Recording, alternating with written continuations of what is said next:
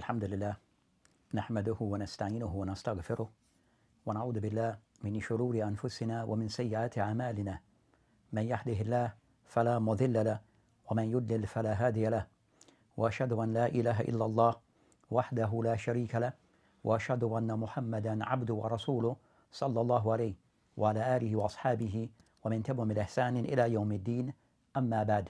So as we continue discussing the book Bulugh Al-Maram min Adilat Al-Ahkam by Hafiz Ibn Hajar Al-Asqalani alayhi rahmatullahi ta'ala, and we're discussing in today's session that we're discussing Bab Kitab At-Tahara and discussing Bab Tayammum, so the Ahkam that relates to At-Tayammum. So we have reached to the last hadith, the final hadith that our author alayhi rahmatullahi ta'ala mentioned in this chapter. So read to the hadith and then we'll discuss the hadith as we'll normally do in this takhrij of the hadith, and also the masail, the meaning of hadith, and also the conclusion of this particular chapter. Aywa. Bismillahir Rahmanir Rahim. Alhamdulillahi Rabbil Alameen. Wa sallallahu wa sallam ala nabiyyina Muhammad wa alihi wa sahbihi. In the chapter of Tayammum, Hadith 117, narrated Ibn Abbas radiallahu anhuma, it is the Sunnah that a person should not pray more than one prayer with one Tayammum. Then he should then perform Tayammum for the next Salah. Reported by Ad-Daraqutni with the chain of narrators that is da'if jiddan, very weak. So this is the hadith that the author Ibn Hajar alayhi rahmatullahi ta'ala mentioned in this chapter of Bab Tayammum, where he stated the hadith and Ibn Abbas radiyallahu anhuma قال من السنة أن لا يصلي الرجل بالتيمم إلا صلاة واحدة ثم يتتيمم للصلاة الأخرى رواه الدارقطني بإسناد ضعيف جدا. So the hadith that he mentioned here on Ibn Abbas, or this athar and Ibn Abbas, where he mentioned min as-sunnah. So until the end of the hadith. So the first of those things to discuss Ibn Abbas, the Sahabi al-Jalil. So we have mentioned and spoken of Ibn Abbas in prior session before. So Ibn Abbas was Abdullah ibn Abbas anhu, that you have mentioned regarding to that he mentioned min as-sunnah. So they mentioned regarding concerning min as-sunnah, that regarding concerning of those acts regarding the Sahaba saying something of the Sunnah. So either they have meant concerning min as-Sunnah as-Sahaba, as all the books as some of the books of mentioned regarding that, either he mean that this matter is something that goes back to the Prophet alayhi salam. So the Prophet alayhi salam was the one who did of this act. So refer to it min as-Sunnah. Or something we established that after the Prophet alayhi salam and became somewhat well known as the act, or what is something which is mashru'. So as for the matter regarding this hadith, next matter to discuss, the hadith, takhrij al-hadith. So as for takhrij of the hadith, the sources and the reference of this hadith, that Ibn Hajar, he mentioned, rawahu Daraqutni. So the hadith is found in the Daraqutni. Also, this hadith can be found in the Al-Bayhaqi. The hadith also is mentioned with Ad-Daraqutni in his Musannaf. So these are of those sources that mentioned the hadith. So again, the hadith in the Daraqutni, Ad-Daraqutni, Bayhaqi, all have mentioned this particular hadith. When they mention hadith, of these who have mentioned hadith, they mentioned the hadith, as they mentioned min tariq, from the path, the isnad of Al-Hasan ibn Umara. Al-Hasan ibn Umara and Hakam ibn Utaybah, and Hakam ibn Utaybah and Mujahid and Ibn Abbas radiyallahu anhuma. They mention al-hadith. So he mentioned the hadith. So this hadith, it goes back to, or this athar, it goes back to Ibn Abbas, where he mentioned min as-sunnah, that could take the meaning that this matter is something that was legislated, but the Prophet ﷺ is the one who legislated this matter. So he mentioned regarding an la yusalli ar-rajul bit-tayammum, that a person does not pray tayammum illa salatin wahid, except for each salat is prayed by itself with one tayammum. Then al-hadith. So as for this hadith, what has been stated by the ulama regarding this hadith, in discussing this hadith, that Ibn Hajar is cited by saying bi-isnadin da'ifin jiddan, with an isnad which is very weak. So that's the judgment that he has passed on this hadith. So what has been said by the ulama regarding this particular hadith, and a discussion between the ulama regarding the grade of this hadith. They mention, as they stated, they are concerned that Ibn Hajar has said a hadith da'if jiddan regarding, and the reason why this hukum is passed upon this hadith, that one of the narrators in the hadith was Al-Hasan ibn Umara. So Hasan ibn Umara, that there is some discussion regarding him. So it is stated regarding concerning this particular narrator that as they mentioned, Al-Hasan ibn Umara Al-Bajali Matruk al-Hadith.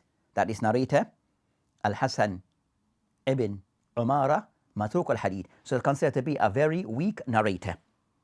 That it is stated regarding that of those who have somewhat criticized him severely, Ahmad ibn Hanbal, Abu Hatim Al-Razi, Imam Muslim, Imam Nasa'i, and also Ad-Daraqutni. So these are imma of criticized this particular narrator. And amongst those who have mentioned regarding concerning that Ahmad, that they are mentioned were matruk al-hadith. So the hadith are considered to be matruk, that is hadith are considered to be dismissed, meaning the hadith is very weak. Then also you find that Ibn Madini mentioned kana yad'u al-hadith, that he used to fabricate hadith. So he used to fabricate hadith, as mentioned by Ibn Madini. Also Ash-Shu'bah mentioned yakthib, that he used to lie. He would lie regarding hadith, regarding then he mentioned waqala yani, so he mentioned kana yakthib, so he used to lie. Then also it is said that it says Ash-Shu'bah qal rawa hadith and hakam, that he narrates hadith upon hakam. فسألنا الحكم عنها قال. So they mentioned that these had a narration that he would narrate upon Hakam, Al-Hakam, that we have asked Al-Hakam regarding this narration. And Hakam فقال, then he have stated ما سمعت منه شيء, that he didn't hear anything from him. Did not hear anything from him.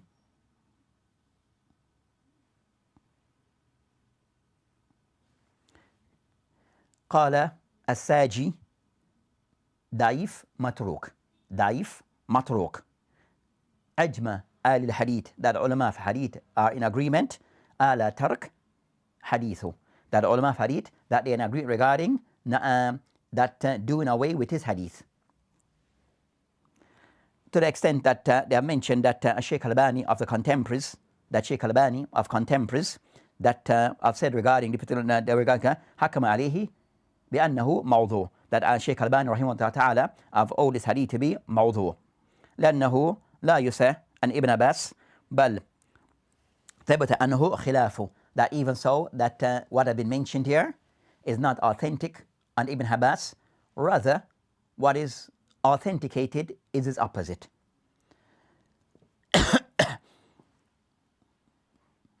So that's concerning what is mentioned regarding this particular athar. Then also mentioned that Ibn Hazm of those also mentioned regarding that I've critiqued this hadith. So the ulama in broad, in general, have somewhat all the hadith to be da'if, to the extent that An-Nawawi that I've mentioned regarding this hadith, هذا أثر da'if, that is athar, yani going back to Ibn Abbas radiyallahu anhuma, it is da'if.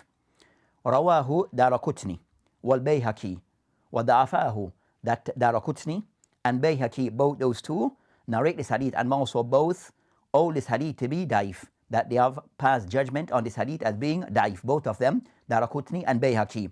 فإنه من رواية الحسن ibn Umara وهو da'if, because the reason why the all hadith to be da'if, the reason for passing the judgment on this hadith that it is weak, is because da'if, because of Al-Hasan ibn Umara. And we have mentioned what are stated by the ulama regarding this particular narrator, where those who have mentioned that as we have stated, Ibn Ma'in لا يكتب حديثه. So Ibn Ma'in mentioned لا يكتب حديثه, we are not to record his narration. And one other time we have mentioned da'if, that Abu Hatim, Imam Muslim, Imam Nasa'i, Ad-Daraqutni all state matruk al-hadith, and also Ahmad ibn Hanbal, all that is hadith is matruk al-hadith. That As-Saji as mentioned da'if matruk, ajma al-hadith ala tark hadithi, that the ulama of hadith all agree upon dismissing of his narration. So that's concerning that particular athar. So the hadith that has been mentioned here, that it is da'if jiddan, as stated by Ibn Hajar al-Asqalani alayhi rahmatullahi tabarak ta'ala. So that's concerning the hukum on the hadith. That's the hukum on the hadith. That as we mentioned, that Shaykh Al-Albani of all the hadith to be, Ibn Hajar mentioned the hadith da'if jiddan. Shaykh Al-Albani I've mentioned a hadith in a silsila da'ifa that the hadith is mawdu'. That hadith is mawdu'. That is even more severe, sterner judgment on the hadith. So that's concerning that particular hadith in general. That's concerning that particular hadith. That as for the next matter, that the narrator is Ibn Abbas, and we have spoken of Ibn Abbas before. Then the next of those matters that concern the meaning of the hadith, that as he mentioned, min Sunnah, that have to establish Sunnah of those things which is legislated, and la yusalli ar-rajul bitayammum, that a person should not pray, that a person that should pray each salat with one tayammum. So each salat as its own separate tayammum. ثم يتتيم للصلاة الأخرى. Then he prays another salat with his own separate tayammum. So that's concerning what is meant by the hadith. So each salat, compulsory salat, is to be prayed with his own separate tayammum. So each salat is to be prayed with his own separate tayammum. That's concerning what is taken from the hadith.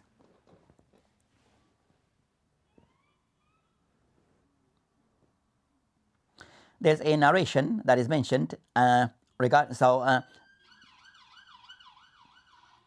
a narration that goes back to Ibn Omar on this matter, where it mentioned that Ibn Omar قال tayammum لكل صلاة, that tayammum for each salat ما لم يحدث, as long as the person hasn't broken his wudu, as long as the person has not broken his wudu or nullify his ablution, his wudu. And so that's concerning of those narrations that is mentioned on Ibn Umar. And that is found in the Ad-Daraqutni wal-Bayhaqi. Daraqutni wal-Bayhaqi. And they mentioned that in Al-Bayhaqi قال هذا إسناد صحيح. That is isnad is sahih, as they mentioned, من طريق عبد الوارث and Amir al-Ahwal and Nafi' and Ibn Umar, that Ibn Umar mentioned tayammum لكل صلاة وإن لم يحدث, that as long as the person hasn't nullify his wudu. Then Al-Bayhaqi قال هذا إسناد صحيح. قال وقال أصح hadith في الباب, and this is the most authentic hadith, hadith Ibn Umar, is the hadith of Ibn Umar.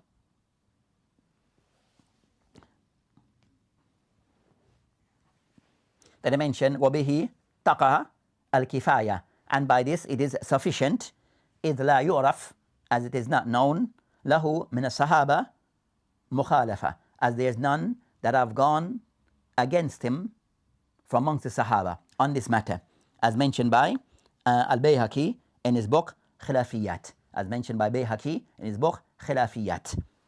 So that's concerning this particular hadith. As for what is taken from the hadith, that is not allowed for a person to perform tayammum and use it except for one salah, for each salat, according to this particular hadith. So that will be the discussion between the ulama on this matter. So the discussion between the ulama on this matter, which is the masala, so of the masail that relates to the hadith that they mentioned regarding tayammum likulli salah, performing tayammum for each salah, performing tayammum li each salat. So on this matter, that they have stated, the ulama, that they have fallen into a khilaf between the ulama on this matter. So of the ulama, based upon this athar, I've taken a position that is لا يجوز تيمم متتيم أن يصلي بالتيمم واحد إلا صلاة واحد. That is not allowed. So of those aqwal of the ulama is that a person who is in a state of tayammum is only allowed to pray that salah. So as Ibn al-Rajab, I've mentioned it more in detail in his, I've mentioned more detail regarding his book, in his book Al-Fath al-Bari, that he mentioned regarding concerning that ulama, that they have a difference of opinion on this matter regarding, is it performing tayammum li each salah. So I mentioned that of the ulama, that they mentioned that of the aqwal that they have stated, of the aqwal of the ulama, first of those view of the ulama, أنه يجب التيمم لكل صلاة مفروضة, that the person is to make tayammum for each salah. So for each salah, the person will pray with its own separate tayammum for each salat.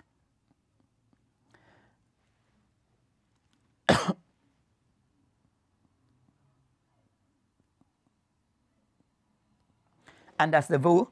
So for each salat as its own separate tayammum. And that's the view that is taken by Imam Malik, Ash-Shafi'i, Ishaq, and Riwayah and Ahmed. So each salat as its own separate tayammum.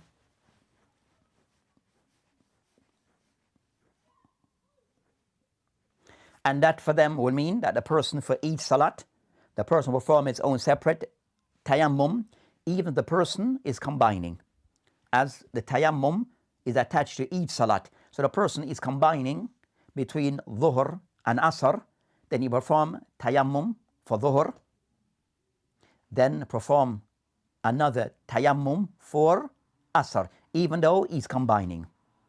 Because they see their stance is that the person take tayammum for each salah, whether the person combining or not.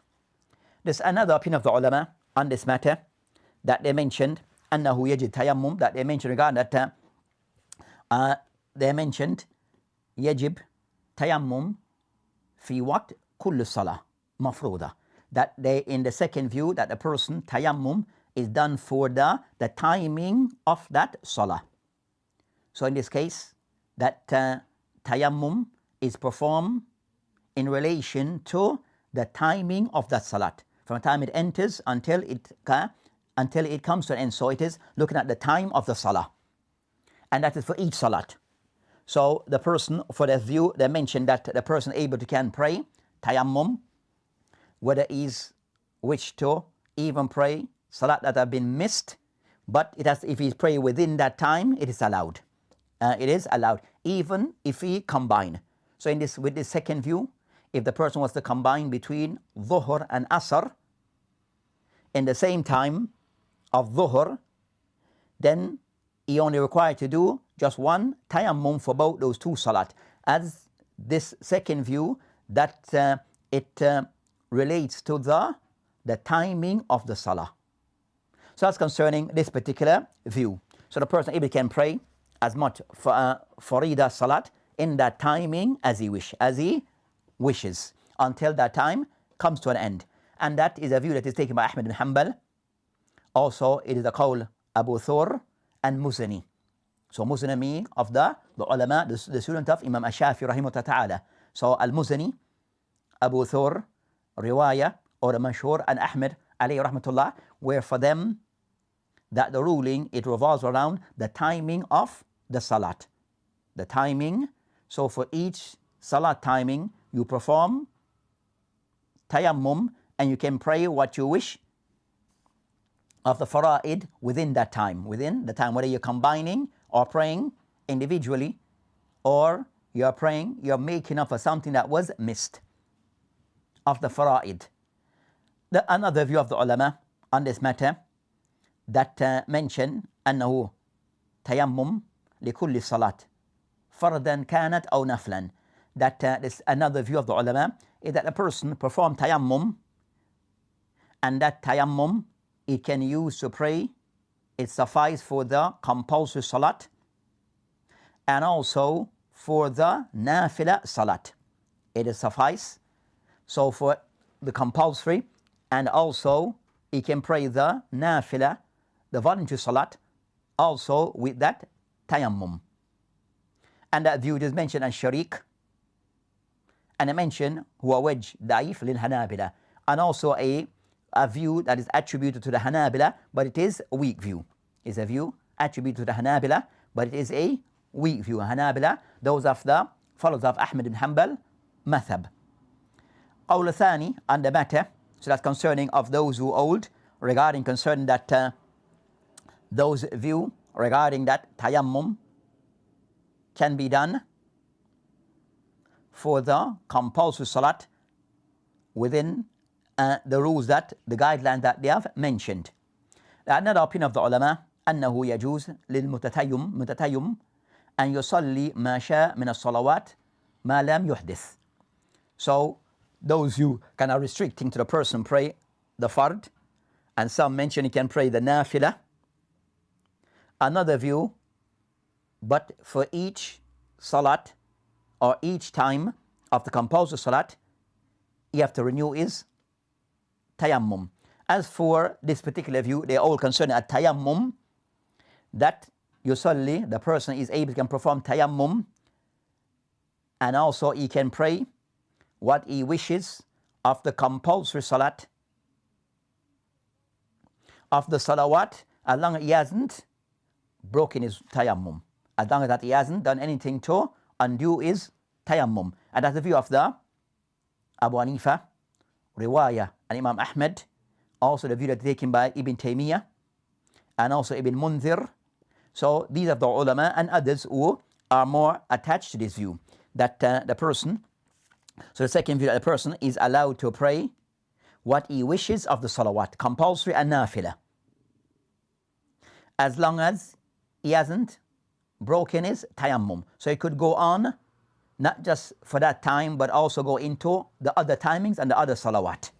So the person performed tayammum for dhuhr, and nothing occurred, so he prayed dhuhr. He still have tayammum, hasn't broken his tayammum. In the time of asr, he can pray asr without renewing his tayammum. It goes until the maghrib, so he can goes on until the person have done something to negate his tayammum, his tahara. So that's concerning that particular view of the ulama. And the view that say the person, the first view, that is taking the athar of Ibn Abbas, that they rely upon the athar of Ibn Abbas, which is da'if jiddan, even going back to him. As for the second view, that as we mentioned, that of the ulama is the matter of Abu Hanifa, that the person who is in a state of tayammum, he can pray whatever he wishes of the salawat until he had done something have occurred for him to nullify his wudu, his tahara. That's the view of Imam Abi Hanifa, Riwayah, and Imam Ahmed. Is the view taken by Ibn Taymiyyah, also Ibn Munzir, Ibn Hazm al-Zahiri, San'ani. So they are of this view. They are of this view. When I mentioned that the khilaf that I mentioned that a tayammum, is tayammum liraf al-hadath or not.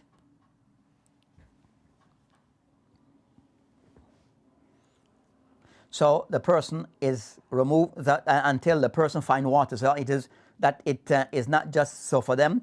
It removed the person in a state of impurity until he has found water or have done something to nullify his wudu. So for them is raf al-hadath ila wujud al-ma, that a person, that it purified a person until he has found water. So that's the view that is taken. So that's the aqwal of the ulama on this matter. So al-qawl,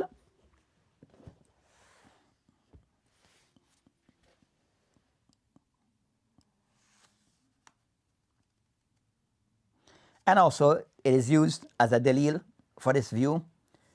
The Prophet ﷺ, the hadith of Abu Hurairah anhu that I mentioned before, as-sahid wudu al-muslim, that the sahid is the purification of the Muslim. إذا لم يجد الماء, as long as he had not found water, 10 سنين, even goes to 10 years. So the person can, if so, and as mubalagha, that's something excess, the speech is somewhat excessive in showing that the person who's in a state of tayammum, that it remains until he has found water, So that's concerning the view of the ulama on this topic. So Allahu Alam, al-qawl al-thani, the second view that we mentioned, the qawl of Abu Hanifa, that the person who performed tayammum, that he can pray whatever the salat until he has lost that tahara. So the person in a state of tayammum is considered to be in a state of tahara, and he can pray and use the tayammum for salat and reading of the Quran until he has broken he has broken his wudu. He has broken that tahara. Or invalidate is tahara. Or nullify is tahara. So that's concerning that particular masala.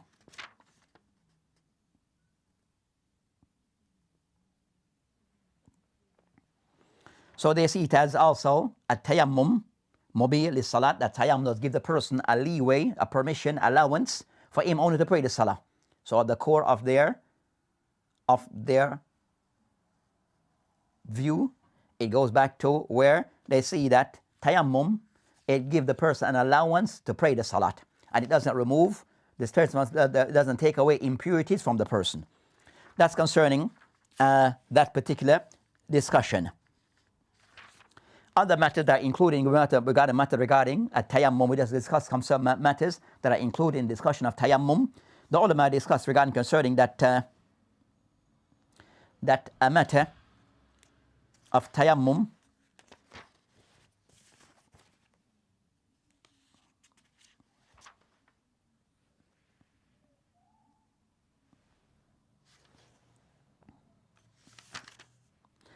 التيمم لخوف فوات وقت الفريضة. التيمم لخوف فوات وقت الفريضة. If the person, as the Prophet allowed, what's the ruling in performing tayammum if the person fear that the time of the compulsory salat will be lost? The person fear that the time will go out. So are they going to miss that time? Are they allowed in that state, in that situation, for them to perform tayammum so as to still catch what remains of the time without it being lost? On this matter, that they have mentioned that Ibn Taymiyyah rahimahullah ta'ala have mentioned إذا دخل الوقت الصلاة, that he mentioned regarding to Sunnah to know that if the waqt of salat have entered, as-salat wa mustayqid, and the person is awake, wal ma ba'id anhu, and the water is far away from him, yukhaf in talabahu, and the person he fears if he fears seeking of the water, and tafutuhu as-salat, and tafutahu as-salat, and the person if he was to search for the water he would miss the salat. أو كان الوقت بارد يخاف إن سخنه أو ذهب إلى الحمام, that also فاتت الصلاة. And also he mentioned that, so either the person, that water is present, but if he was to go and in search of that water, he fears that, so the water is a distance away, if he was to go and look for that water, he would miss the time of salah. Or it is very cold and the person fear that and is concerned that if he was to go and try to warm up the water, that he would lose time. He would miss the time of salat. So on this matter they mention فإنه يصلي بالتيمم في مذهب أحمد والجمهور العلماء.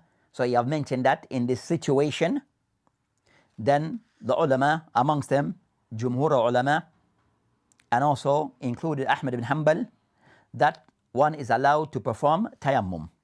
One is allowed to perform tayammum. So that's concerned the person who's mustayqid muqim. The second matter that they discuss, and this is amma musafir. As for the case of musafir, that they mention إذا وصل إلى الماء, that he have reached the water, وقد ضاقت الوقت, and the time is very short. يعني regarding his salat, فإنه يصلي بالتيمم. Then they mention that he's allowed to pray with tayammum. So the person is a musafir, a traveler, and he have reached a place where there is water, but the time is very short, is about to miss the time. They mention that in this case the person yusalli bitayammum is allowed to pray with tayammum ala qawl jumhur ulama, according to the view taken by jumhur of the ulama. So that's concerning that matter that is mentioned by some of the ulama. So that's of the ulama who give concession regarding that a person either musafir but fears missing the time of salah, in trying to get the water, he will miss the salat, or he's muqim, he's residential, but also the water is far away. By the time he was to find and to get the water, he would lose the salat timing. So in that case, the Jumhur of the ulama give allowance for the person to make tayammum and pray. So the person is allowed to make tayammum and pray his salah. So that's the view taken. And they mentioned that, Allah subhanahu wa ta'ala mentioned, فَلَمْ تَجِدُوا مَا فَلَمْ تَجِدُوا مَا. So they mentioned the person in the ayah, you did not find water. That the person, so based upon this, is allowed to perform tayammum. Another of this matter that the matter that is discussed between the ulama, Salat al-Janaza.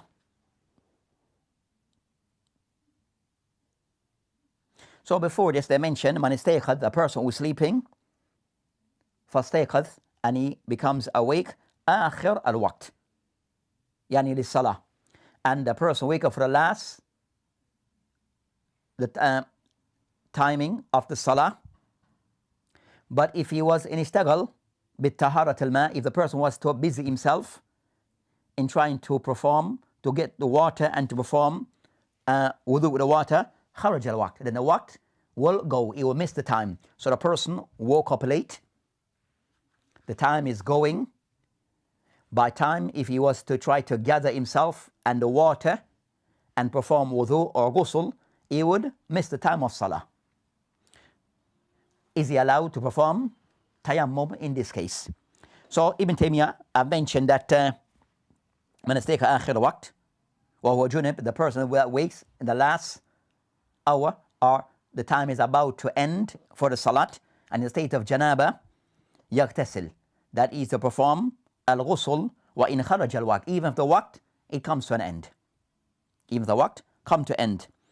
Wa kadhalik man nasiha, and also the same would be for the person who have forgotten the time of salah, his salat, or the person who forgot his salat and the time is about to end. So they mentioned that. So they mentioned the person who was asleep, woke up late, then is allowed to perform ghusl and not make tayammum and pray even if the waqt have passed. So that's concerning a person who was asleep. Or they mentioned the same thing, a person who have forgotten. So the person that forgot, he didn't pray Salatul Dhuhr. Then at the last minutes of Salatul Dhuhr, he recalled that he did not pray Salatul Dhuhr. But if he was to, for example, get himself prepared, he will miss that time. So they mentioned because man nasiya, because he forgot, then he can, in this case, he will perform wudu or ghusl as he would normally do, prepare himself in the as he would normally do, and perform his salat, even if the time has passed. And I mentioned regarding concerning this matter that this concession, the hadith in the Al-Bukhari Muslim, the hadith of Anas bin Malik radiyallahu anhu, قال Nabi Islam قال من نام عن صلاة, that the one نام عن صلاة أو نسيها, or he forgets the salat, فيصليها إذا ذكرها, that for him to pray it whenever he remembers. So the mention said from this hadith, it showed a person that if the person man nama an salat, the person who slept through his salah. So in this case, the person has slept through the salat and only the final minutes remain. If he what to be done is to perform wudu or perform ghusl, not to perform tayammum, then pray his salat, even if the time has gone, And based upon this particular hadith where the person have given a concession because of forgetfulness or waking up late. So that's concerning that particular matter that is mentioned by some of the ulama. And Ibn Qayyim and Ibn Taymiyyah, that Ibn Qayyim rahimahullah ta'ala, he mentioned that that's qawl jumhur of the ulama. Qawl jumhur al-ulama. Another matter regarding tayammum. At-tayammum, the person who fears missing salat al-janaza. So the person wants to pray salat al-janaza, but there's no water present. is he allowed to perform tayammum to participate in the salah of Salatul Janazah. So either he prays, if he wants to be a part of it, the Salatul Janazah, then he doesn't have time to make wudu.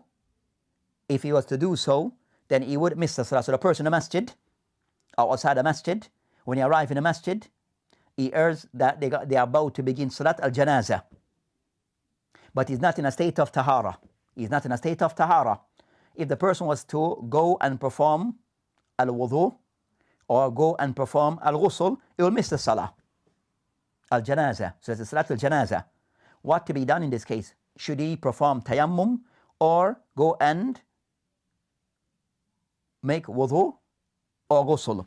On this matter, ذهب, they mentioned Jama'a min al-ulama, that they mention in this case مشروعية التيمم, that they give a concession, they see an allowance for the person to perform tayammum in this case of fear he will miss Salatul Janazah.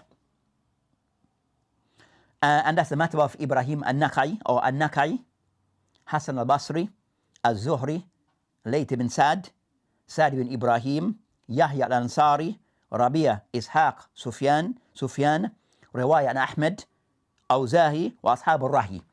So they are of the view, all those names of the ulama we have mentioned, Ibrahim al-Nakhai, Hassan al-Basri, al-Zuhri, Layth ibn Sa'd, Sa'd ibn Ibrahim, Yahya al-Ansari, Rabi'a, Ishaq, Sufyan, Riwaya and Imam Ahmed, Awzahi, Ashab al-Rahi, that their views regarding concerning that, and also they mention that the view taken by Ibn Taymiyyah, that Ibn Taymiyyah, Shaykh al-Islam Ibn Taymiyyah, also of this view that they give a concession that the permissibility of tayammum, if the person believes that if he was to perform wudu or ghusl, he would certainly miss Salat al-Janazah. So they mentioned that this can be done.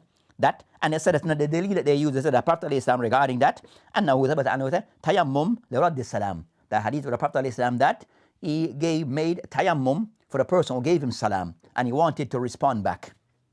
So the Prophet ﷺ was given salam, a person gave him salam, and the Prophet ﷺ then he made tayammum and replied back to the person. As he was not in a state of tahara, so he performed tayammum and replied back. So they mentioned that. So that's concerning that matter.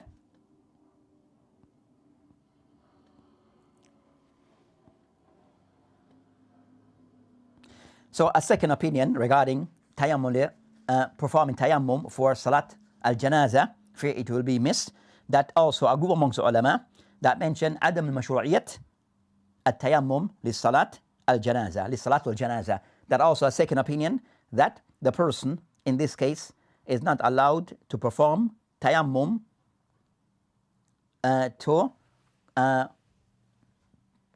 join salat, to participate in salat al-janazah. That I mentioned why إذا وجد الماء. So they mentioned that there's water present.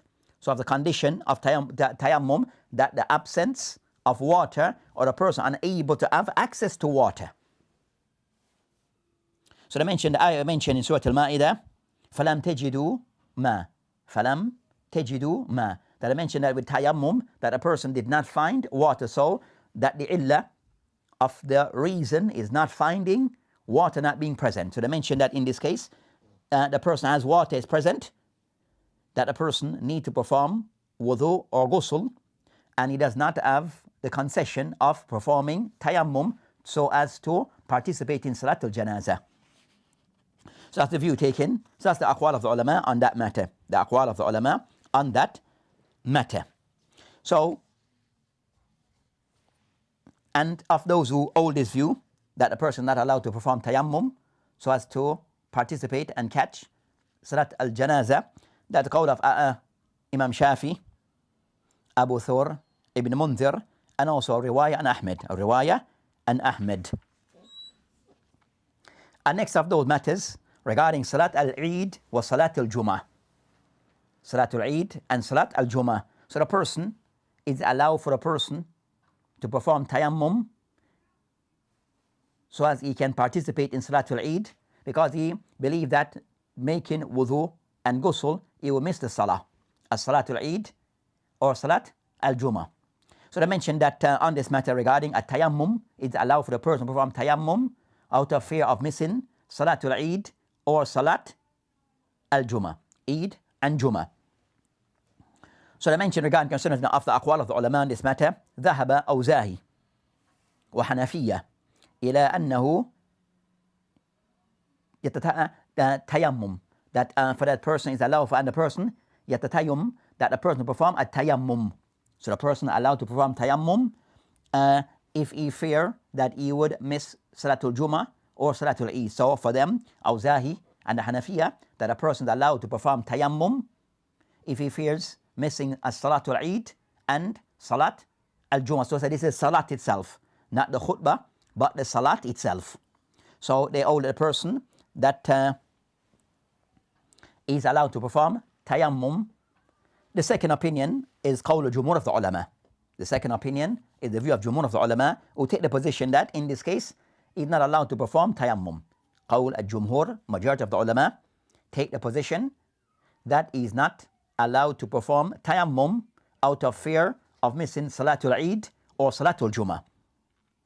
And they mentioned that, so they said, is not allowed to perform Jum'ah with tayammum or Salatul Eid. And they mentioned reason was that if they were to miss that particular salat, there may be another salat that they can catch elsewhere. So they mentioned the person was to miss the salat then, that salat that is taking place, but there's maybe other salat, al-Eid, that he can find elsewhere and pray. So that says no, the fact that there are other options, then he has to perform wudu or ghusl for that salat, that for Salat al-Eid or Salat al-Jum'ah. So he could go somewhere else and catch Salat al-Jum'ah at another location or close by. So he has, so with this, he's not allowed to perform tayammum.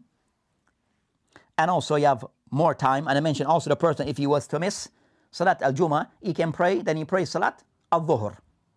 So if he miss Salat al-Jum'ah, he can pray Salat al-Dhuhr. So that's concerning, and that they mention here, qawl al-Rajih, that the second opinion, that the person does not perform tayammum if he fears he will miss Salatul Jum'ah or Salatul Eid that is being prayed at this moment. He's not allowed to perform, use tayammum to pray those salat.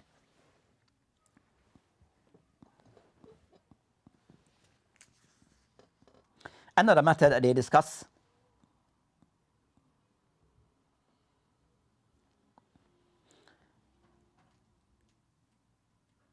إذا كان معه ماء, if a person have water, وخاف العطش, but a person he fears thirst, that if he was to use the water that he has and perform wudu or ghusl, then he won't have any water to drink, and then he will go thirsty. He will go fear of thirst. That they mentioned that Ibn Mundhir, they mentioned أجمع ما نحفظ أجمع كل ما نحفظ. That is an ijma between all the people that we are aware of. من أهل العلم, for the people of knowledge. على أن المسافر, that for the musafir, إذا كان معه ما, that if the person is a traveler, he has water with him, وخشي العطش, and he fears thirst, أنه يبقى الماء لشر, that he should keep the water for him to drink. What? Tayammum. And for him to perform tayammum. So in that case, the person has water, but fear if use of that water for wudu, that he will go thirsty. They mentioned that he performed tayammum and use that water for drinking purpose. And that's an ijma between the ulama, and is mentioned by Sahib al-Mughni, Ibn Qudama, and also Sahib al-Awsat, Ibn Mundhir.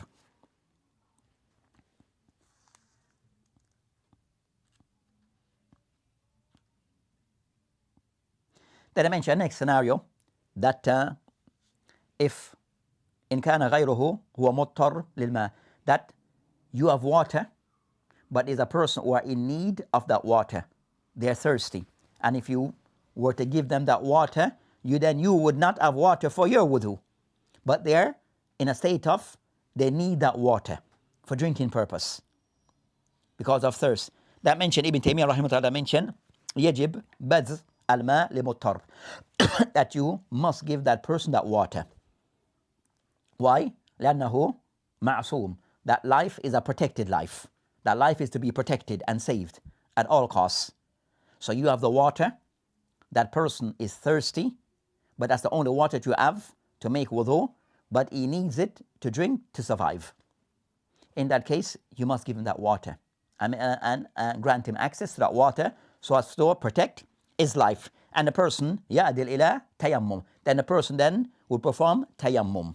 So the one who gave the water, so the one who is in need, then you now are without that water.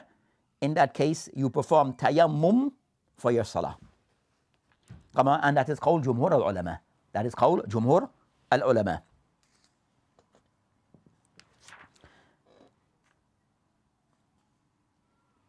We discussed the final of those masail that I mentioned, at-tasmiyah ala tayammum. Tasmiyah, the person saying like al-fuwudu, there's a tasmiyah, according to some of the ulama. So it's the same, applies to tayammum. At the beginning of tayammum, does the person say anything of way of tasmiyah? Bismillah ar-Rahman ar-Rahim, or Bismillah.